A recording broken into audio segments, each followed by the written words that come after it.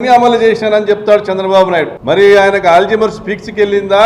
మరి ఆయన పరిస్థితి ఏంటో లోకేష్ బాబు మరి కుర్చీని లాక్కునేటువంటి టైం వచ్చిందా? ఇప్పటికీ పెన్షన్ మినహా వేరే ఏదైనా చేసింది ఉందా? కరెంటు బిల్లులు నేను పెంచనన్నాడు చంద్రబాబు. పెంచి మొదటి 6 నెలల్లో 18,000 కోట్ల రూపాయలు ముక్కుబిండి వసూలు చేసింది కనపడలేదా? చంద్రబాబు మర్చిపోయినారా లేక బొంకుతా ఉన్నారా? డిఎస్సి పూర్తి చేశామంటారు, తొలి సంతకం మాత్రం చేశావు, నీ సంతకాన్ని విలువ లేదు. ఆ నోటిఫికేషన్ ఉందో ఊడిందో ఈ రోజు కూడా నిరుద్యోగులు మోసం చేశాడంటున్నారు. ఉద్యోగుల్ని ఊరించావు, ఉడికిస్తా అన్నావు. నిరుద్యోగులంతా ఈరోజు నీ మీద కారాలు మిరియాలు నూరుతా ఉన్నారు. చంద్రబాబు నాయుడు గారు ప్రచార పటోటాలతో, ఆర్భాటాలతో, వికృత చేష్టలతో, వికటహాసాలతో, వైఎస్ఆర్ కాంగ్రెస్ పార్టీ కార్యాలయాలను కూల్చివేతలతో మొదలుపెట్టావు నీ ప్రభుత్వం. మరి ఈ రోజు మీ ఔరంగజేబు పరిపాలన మెడికల్ కాలేజు అమ్మకాలతో, సచివాలయ ఆర్బీకే వ్యవస్థల రద్దుతో, వాలంటీర్ల వ్యవస్థల రద్దుతో, వెనుకబడిన ప్రాంతాల తాగు సాగునీటి ప్రాజెక్టుల రద్దుతో, మహిళా సాధికార వ్యవస్థను నిర్వీర్యం చేయడంతో, విద్యార్థుల భవిష్యత్తును చిదిమేస్తూ, ఉన్న ఉద్యోగాలు రద్దు చేస్తూ, నిరుద్యోగులను మోసం చేస్తూ, మీరు వ్యవస్థలన్నింటినీ నాశనం చేసి ఈ రాష్ట్రంలో వ్యవస్థలన్నింటి కనపడటంలే. లా అండ్ ఆర్డర్ అనేటువంటి పదానికి అర్థమే తెలియని పరిస్థితుల్లో ప్రజల్ని నెట్టి పోలీసులను మీ గోర్ఖాలుగా వాడుకొని ఈరోజు ఒక అరాచక రాజ్యాన్ని, మీ రౌడీ రాజ్యాంగాన్ని ఏర్పాటు చేసి ఒక గూండా రాజ్యాన్ని ఏర్పాటు చేశారు రాష్ట్రంలో. పథకాలు అడిగితే గొంతు కోస్తారేమో, గొంతెత్తితే గొంతు కోస్తారేమో అనేటువంటి ఒక భయాన్ని కల్పించారు ఈరోజు రాష్ట్రంలో. వైఎస్ఆర్ కాంగ్రెస్ పార్టీ నాయకులను జైళ్లకు పంపి దాన్ని గొప్పలుగా చెప్పుకుంటా ఉన్నారు మహానాడులో. ఒక ఆయన ఎక్కడ పోయాడో తెలియదంటే, ఇంకొక ఆయన జైల్లో ఉన్నాడంటే, ఇంకొకరికి ఏమైందో తెలుసు కదా అంటున్నాడు. రెడ్ బుక్ గురించి గొప్పగా చెప్పుకుంటా ఉన్నాడు. మరి మీకు అధికారం ఇచ్చింది ఇందుకేనా అని ప్రజలు చర్చించుకుంటా ఉన్నారు. మరోవైపు సంక్షేమ పథకాల విషయంలో మీరు మోసం చేసిన ప్రతి ఒక్క విషయం కూడా ఈరోజు ప్రజలు చర్చించుకుంటా ఉన్నారు. మరి చెవులో పూలు పెట్టే కార్యక్రమం, కరెంటు బిల్లులు పెంచనన్నావు, పెంచేశావు. 2005లో మొదలైన హంద్రీనీవా, గాలేరు నగరి మరియు హెచ్ఎల్సి మోడర్నైజేషన్ పూర్తి చేయలేదు. రాయలసీమ కోసం పోలవరం అని చెప్పావు, పోలవరమే పూర్తి చేయలే. అప్పుడే ఏ ప్రాజెక్టు కూడా పూర్తి చేయలే. 2005లో మొదలైన ప్రాజెక్టులు అప్పుడే పోలవరం నుంచి బనకచెర్లకు 80,000 కోట్లతో పనులు అనౌన్స్ చేస్తా ఉన్నావు. రోజుకు ఒక ప్రకటన ఇస్తావు. మొన్నటి వరకు నాదే ఇన్ఫర్మేషన్ టెక్నాలజీ మీద నాకే ఉన్నాయి పేటెంట్ రైట్స్ అన్నావు. ఈరోజు ఆర్టిఫిషియల్ ఇంటెలిజెన్స్ అంటా ఉన్నావు.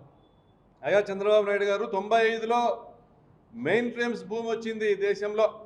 ప్రపంచవ్యాప్తంగా మెయిన్ ఫ్రేమ్స్ మీద ఐటీ ఉద్యోగులు కావాల్సి వచ్చిన పరిస్థితి వచ్చినప్పుడు లక్షలాది మంది ఈ దేశం నుంచి వివిధ అమెరికా లాంటి దేశాలకు వెళ్ళారు. అదొక భూమి వచ్చినటువంటి టైం, ఐటీ భూమి అది. 92లో నేదురుమల్లి జనార్దన్ రెడ్డి గారు ముఖ్యమంత్రిగా ఉన్నప్పుడు రాజీవ్ గాంధీ గారు భూమి పూజ చేసినటువంటి హైటెక్ సిటీని నువ్వు వచ్చినాక పూర్తి చేసి నేను హైటెక్ సిటీ నేనే కట్టానంటావు. రాజశేఖర రెడ్డి గారు తెచ్చిన ప్రాజెక్టులు కావచ్చు, పివి నరసింహరావు ఎక్స్ప్రెస్ హైవే కావచ్చు, రాజీవ్ గాంధీ ఇంటర్నేషనల్ ఎయిర్పోర్ట్ కావచ్చు, అన్నీ కూడా ఆయన పూర్తి చేసినవన్నీ కూడా నేనే తెచ్చానని చెప్తావు. మరి ఈ రాష్ట్రానికి నేనే బ్రాండ్ అంబాసిడర్ అంటావు. కరువుకు నువ్వే బ్రాండ్ అంబాసిడర్, అబద్ధాలకు నువ్వే బ్రాండ్ అంబాసిడర్, ఈ రాష్ట్రాన్ని దగా చేయడానికి వెన్నుపోటుకు నువ్వే బ్రాండ్ అంబాసిడర్. మరి అటువంటి చంద్రబాబు నాయుడు గారు ఇంకా చెవులో పూలు పెట్టేటువంటి అనేక మాటలు మాట్లాడుతూ ఉన్నారు. ఆయనకు తోడు ఇప్పుడు ఆయన కుమారుడు వచ్చాడు.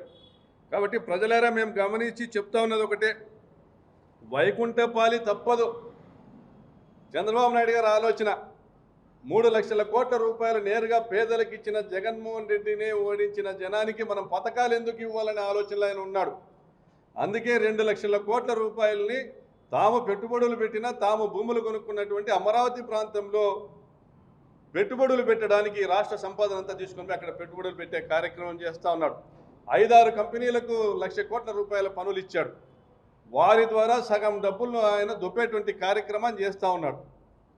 మరి నిధులు భారించేటువంటి తపన ఉంది చంద్రబాబు నాయుడు గారికి, కానీ నీరు భారించేటువంటి తపన లేదు. అందుకే రాయలసీమకు కానీ, గ్రేటర్ రాయలసీమకు కానీ ఎక్కడ కూడా తాగునీటి, సాగునీటి ప్రాజెక్టులకు నిధులు కేటాయించినటువంటి పరిస్థితి లేదు. ఈ ప్రాంతంలో శాశ్వత పరిష్కారం చేయాలా సాగునీటి సమస్యని రాజశేఖర రెడ్డి గారు ఆయన తలపెట్టి మొదలుపెట్టి దాదాపుగా పూర్తి చేయవస్తున్నటువంటి ప్రాజెక్టుల్ని ఏవి కూడా ఈయన ప్రాధాన్యత క్రమంలో తీసుకోవట్లేదు. జగన్మోహన్ రెడ్డి గారు చిత్తూరు జిల్లాకి 20 టీఎంసీల నీళ్లు తీసుకొచ్చే విధంగా గండికోట నుంచి గాలేరు నగర్ ద్వారా ఒక స్కీమ్ను తీసుకొచ్చి సగం పనులు పూర్తి చేస్తే ఆ ప్రాజెక్టును రద్దుపరిచాడు. మరియు జగన్మోహన్ రెడ్డి గారు హంద్రీనీవా మొదటి దశను 6300 క్యూసెక్కులకు వెడల్పు చేసి 23 టీఎంసీలు అదనంగా తీసుకొచ్చేటువంటి పనులు ప్రారంభిస్తే ఆ ప్రాజెక్టును రద్దుపరిచి దాదాపుగా 43 టీఎంసీలు నష్టం చేశాడు రాయలసీమ ప్రాంతానికి. మరి ఇటువంటి చంద్రబాబు నాయుడు గారు ఈరోజు కడపకు వచ్చి నేను రాయలసీమ బిడ్డనా, రాజశేఖర రెడ్డి రాయలసీమ బిడ్డనా అంటాడు. అయ్యా నువ్వు రాయలసీమ బిడ్డవు కాదు, రాయలసీమ ద్రోహివి. నువ్వు రాయలసీమ ద్రోహివి చంద్రబాబు. రాయలసీమ బిడ్డ అంటే రాజశేఖర రెడ్డి, రాయలసీమ అంటే రాజశేఖర రెడ్డి అడ్డ. ఈ రాయలసీమకు మేలు చేసిన, రాయలసీమకు సాగునీరు తెచ్చిన ఈ ప్రాంత పిల్లలు వివిధ దేశాల్లో ఈరోజు ఐటీ ఉద్యోగులుగా స్థిరపడిన, ఫీజు రియంబర్స్మెంట్ తీసుకొచ్చిన, లక్షలాది ప్రాణాలు కాపాడిన ఒక రాజశేఖర రెడ్డి గారికే దక్కుతుంది ఆ ఖ్యాతి. రాయలసీమ బిడ్డ అంటే డాక్టర్ వైఎస్ రాజశేఖర రెడ్డి. ఇచ్చిన మాట నిలబెట్టుకోవడం అంటే వైఎస్ జగన్మోహన్ రెడ్డి గారికే సొంతం. మీలాగా ప్రజల్ని వంచిన ప్రజల్ని మళ్ళీ మోసం చేసేదానికి మళ్ళీ అబద్ధాలు చెప్పేటువంటి నాటకాలు ఇంతవరకు ఎవరు కూడా చేయలేదు. రాయవలసి వచ్చిన పరిస్థితి వచ్చినప్పుడు లక్షలాది మంది ఈ దేశం నుంచి వివిధ అమెరికా లాంటి దేశాలకు వెళ్ళారు. అదొక భూమి వచ్చినటువంటి టైం, ఐటీ భూమి అది.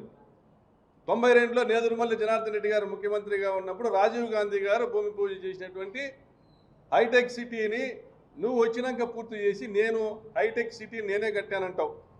రాజశేఖర రెడ్డి గారు తెచ్చిన ప్రాజెక్టులు కావచ్చు, పివి నరసింహారావు ఎక్స్ప్రెస్ హైవే కావచ్చు, రాజీవ్ గాంధీ ఇంటర్నేషనల్ ఎయిర్పోర్ట్ కావచ్చు, అన్నీ కూడా ఆయన పూర్తి చేసినవన్నీ కూడా నేనే తెచ్చానని చెప్తావు. మరి ఈ రాష్ట్రానికి నేనే బ్రాండ్ అంబాసిడర్ అంటావు. కరువుకు నువ్వే బ్రాండ్ అంబాసిడర్, అబద్ధాలకు నువ్వే బ్రాండ్ అంబాసిడర్, ఈ రాష్ట్రాన్ని దగా చేయడానికి వెన్నుపోటుకు నువ్వే బ్రాండ్ అంబాసిడర్. మరి అటువంటి చంద్రబాబు నాయుడు గారు ఇంకా చెవులో పూలు పెట్టేటువంటి అనేక మాటలు మాట్లాడుతూ ఉన్నారు. ఆయనకు తోడు ఇప్పుడు ఆయన కుమారుడు వచ్చాడు. కాబట్టి ప్రజలారా మేము గమనించి చెప్తా ఉన్నది ఒకటే, వైకుంఠపాలి తప్పదు. చంద్రబాబు నాయుడు గారు ఆలోచన 3 లక్షల కోట్ల రూపాయలు నేరుగా పేదలకు ఇచ్చిన జగన్మోహన్ రెడ్డిని ఓడించిన జనానికి మనం పథకాలు ఎందుకు ఇవ్వాలనే ఆలోచనలో ఆయన ఉన్నాడు. అందుకే 2 లక్షల కోట్ల రూపాయలని తాము పెట్టుబడులు పెట్టినా, తాము భూములు కొనుక్కున్నటువంటి అమరావతి ప్రాంతంలో పెట్టుబడులు పెట్టడానికి రాష్ట్ర సంపాదన అంతా తీసుకొని అక్కడ పెట్టుబడులు పెట్టే కార్యక్రమం చేస్తూ ఉన్నాడు. 5-6 కంపెనీలకు 1 లక్ష కోట్ల రూపాయల పనులు ఇచ్చాడు. వారి ద్వారా సగం డబ్బులను ఆయన దొబ్బేటువంటి కార్యక్రమాన్ని చేస్తూ ఉన్నాడు. మరి నిధులు భారించేటువంటి తపన ఉంది చంద్రబాబు నాయుడు గారు, కానీ నీరు భారించేటువంటి తపన లేదు. అందుకే రాయలసీమకు కానీ గ్రేటర్ రాయలసీమకు కానీ ఎక్కడ కూడా తాగునీటి సాగునీటి ప్రాజెక్టులకు నిధులు కేటాయించినటువంటి పరిస్థితి లేదు. ఈ ప్రాంతంలో శాశ్వత పరిష్కారం చేయాలా సాగునీటి సమస్యని రాజశేఖర రెడ్డి గారు ఆయన తలపెట్టి మొదలుపెట్టి దాదాపుగా పూర్తి చేయవస్తున్నటువంటి ప్రాజెక్టుల్ని ఏవి కూడా ఈయన ప్రాధాన్యత క్రమంలో తీసుకోవట్లేదు. జగన్మోహన్ రెడ్డి గారు చిత్తూరు జిల్లాకి 20 టీఎంసీల నీళ్లు తీసుకొచ్చే విధంగా గండికోట నుంచి గాలేరు నగర్ ద్వారా ఒక స్కీమ్ను తీసుకొచ్చి సగం పనులు పూర్తి చేస్తే ఆ ప్రాజెక్టును రద్దుపరిచాడు. మరియు జగన్మోహన్ రెడ్డి గారు హంద్రీనీవా మొదటి దశను 6300 క్యూసెక్కులకు వెడల్పు చేసి 23 టీఎంసీలు అదనంగా తీసుకొచ్చేటువంటి పనులు ప్రారంభిస్తే ఆ ప్రాజెక్టును రద్దుపరిచి దాదాపుగా 43 టీఎంసీలు నష్టం చేశాడు రాయలసీమ ప్రాంతానికి. మరి ఇటువంటి చంద్రబాబు నాయుడు గారు ఈరోజు కడపకు వచ్చి నేను రాయలసీమ బిడ్డనా, రాజశేఖర రెడ్డి రాయలసీమ బిడ్డనా అంటాడు. అయ్యా నువ్వు రాయలసీమ బిడ్డవు కాదు, రాయలసీమ ద్రోహివి. నువ్వు రాయలసీమ ద్రోహివి చంద్రబాబు. రాయలసీమ బిడ్డ అంటే రాజశేఖర రెడ్డి, రాయలసీమ అంటే రాజశేఖర రెడ్డి అడ్డ. ఈ రాయలసీమకు మేలు చేసిన, రాయలసీమకు సాగునీరు తెచ్చిన ఈ ప్రాంత పిల్లలు వివిధ దేశాల్లో ఈరోజు ఐటీ ఉద్యోగులుగా స్థిరపడిన, ఫీజు రియంబర్స్మెంట్ తీసుకొచ్చిన, లక్షలాది ప్రాణాలు కాపాడిన ఒక రాజశేఖర రెడ్డి గారికే దక్కుతుంది ఆ ఖ్యాతి. రాయలసీమ బిడ్డ అంటే డాక్టర్ వైఎస్ రాజశేఖర రెడ్డి. ఇచ్చిన మాట నిలబెట్టుకోవడం అంటే వైఎస్ జగన్మోహన్ రెడ్డి గారికే సొంతం. మీలాగా ప్రజల్ని వంచిన ప్రజల్ని మళ్ళీ మోసం చేసేదానికి మళ్ళీ అబద్ధాలు చెప్పేటువంటి నాటకాలు ఇంతవరకు ఎవరు కూడా చేయలేదు. ఈ రాయలసీమలో పుట్టినటువంటి నేతలు మీరు మినహా. ఇప్పటికైనా మీరు మీ సొంత డబ్బాలు కొట్టుకొని మానేసి, మీకు ప్రజలు ఇచ్చింది 5 ఏళ్లకే, సంవత్సరం గడిచిపోయింది, ఇప్పటికే మీరు మోసం చేశారనే అభిప్రాయంలో ఉన్నారు. పథకాల విషయంలో రాయలసీమ తిరగబడబోతా ఉంది. రాయలసీమ ప్రజలందరూ జగన్మోహన్ రెడ్డి గారి వెంట కవాతు దొక్కేటువంటి పరిస్థితి రాబోతా ఉంది. రాయలసీమ ప్రాజెక్టులను మీరు తుంగలో దొక్కేటువంటి కార్యక్రమం చేయబోతా ఉన్నారు. ఖబర్దార్ చంద్రబాబు నాయుడు గారు, రాయలసీమకు అన్యాయం చేస్తే మీ గద్దె దిగడం ఖాయమని కూడా హెచ్చరిస్తా ఉన్నాం ఈ సందర్భంగా. ఆ కర్మ తెలుగుదేశం పార్టీకి పట్టిన కర్మ ఎన్టీఆర్ కుటుంబ సభ్యులు ఎవ్వరూ ఎందుకు రాలేదు? పోని వారిని వేదికనెక్కనీయలేదా? రామారావు గారిని కొట్టి తరిమేసేట్టు తరిమేశారా? లేదా వారు నారావారి కుటుంబాన్ని వేలేశారా? మరి బాలకృష్ణ కూడా రాకపోవడానికి కారణం ఏంది? ఈరోజు తెలుగుదేశం పార్టీకి పట్టిన కర్మ ఏంటంటే లాస్ట్కు ఏఐలో ఆర్టిఫిషియల్ ఇంటెలిజెన్స్ను ఉపయోగించి తిమ్మిని పంపించేయచ్చు, ఏమైనా చెప్పించవచ్చు. అటువంటి ఆర్టిఫిషియల్ ఇంటెలిజెన్స్ను ఉపయోగించి నా అల్లుడు నా మనవడు అని చెప్పించుకునేటువంటి కర్మకు దిగజారినారయ్యా. మీరు నారావారి పాలన సారా కంపు కొడతా ఉంది. ఈ రాక్షస మా గొంతు మేము దోసుకోవడంలో మేము తగ్గేది లేదన్నట్టు కనపడతాం. సంవత్సరంలోనే తెలుగుదేశం పార్టీ పరిస్థితి ఆగమగోచరంగా ఉంది.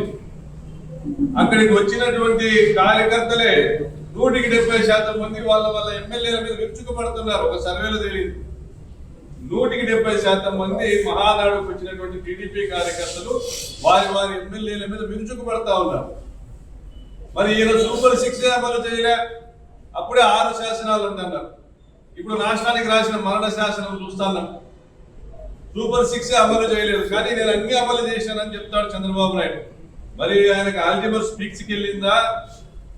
మరి ఆయన పరిస్థితి ఏంటో లోకేష్ బాబు మరి కుర్చీని లాక్కునేటువంటి టైం వచ్చిందా? ఇప్పటికి పెన్షన్ మినహా వేరే ఏదైనా చేసింది ఉందా? కరెంటు బిల్లులు నేను పెంచనన్నాడు చంద్రబాబు. పెంచి మొదటి 6 నెలల్లో 18,000 కోట్ల రూపాయలు ముక్కు వెండి వసూలు చేసింది కనపడలేదా? చంద్రబాబు మర్చిపోయినారా లేక పంపుతా ఉన్నారా? డిఎస్సి పూర్తి చేశామంటారు, తొలి సంతకం మాత్రం చేశావు. ఈ సంతకాన్ని విలువ లేదు. ఆ నోటిఫికేషన్ ఉందో ఊడిందో ఈ రోజు కూడా నిరుద్యోగులు మోసం చేశాడు అనుకున్నారు. కడపలో తెలుగుదేశం పార్టీ మహానగరు కార్యక్రమంలో భక్తుల ప్రసంగాలని విన్నాము. చివరికి చంద్రబాబు గారి ప్రసంగం చూస్తే అధికారంలోంచి దిగిపోతున్న బాధ ఆయన ప్రసంగంలో కనపడతాం. అందుకే ఆయన వైకుంఠపాలి ఆడకండి అన్నారు. వైకుంఠపాలి వద్దు, మమ్మల్ని కొనసాగించండి అన్నారు. అంటే మమ్మల్ని పెంగద్దండి అని ప్రజలను విజ్ఞప్తి చేస్తాము. నువ్వేమో సూపర్ 6 అని చెప్తివి, ఎక్కలేని అబద్ధాలన్నీ కూడా హామీల రూపంలో ఉండి వాసి ప్రజలను నమ్మించి మోసం చేసి ఓట్లు వేయించుకుని గద్దెనెక్కింది. మరి వచ్చినాక చేసింది ఏమంటే ఈ సంవత్సర కాలంలో చంద్రబాబు నాయుడు గారు ఈ రాష్ట్రాన్ని ఏ గతి పట్టించారంటే